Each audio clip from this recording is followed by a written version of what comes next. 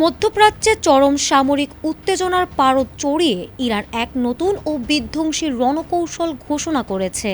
বিশ্বমঞ্চে কাঁপন ধরানো তেহরানের এই চূড়ান্ত হুঁশিয়ারি এখন আন্তর্জাতিক রাজনীতির মূল কেন্দ্রবিন্দু।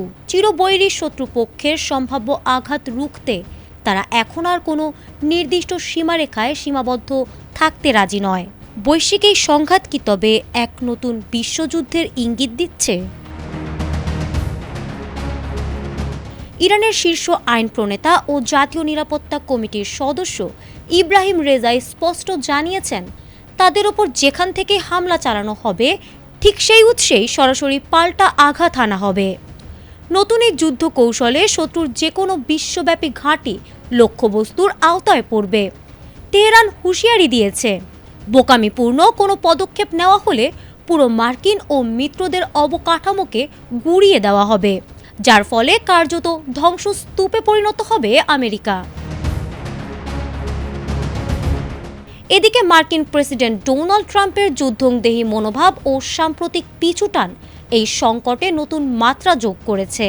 গত কয়েক সপ্তাহ ধরে যুক্তরাষ্ট্রের তীব্র সামরিক অভিযানের পরিকল্পনার পর আকস্মিকভাবেই ট্রাম্প তার সম্ভাব্য হামলার সিদ্ধান্ত থেকে সরে এসেছেন।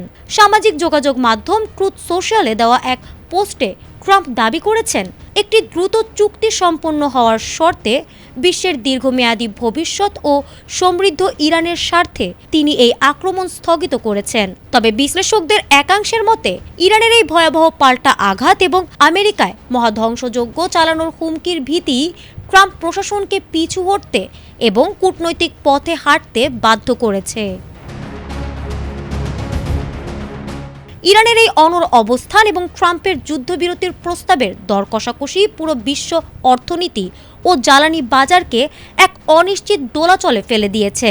এখন দেখার বিষয়, ওয়াশিংটন ও তেহরান কি শেষ পর্যন্ত কোনো কার্যকর চুক্তিতে পৌঁছাতে পারবে, নাকি এই সাময়িক বিরতি বড় কোনো মহাপ্রলয়ের পূর্বাভাস মাত্র?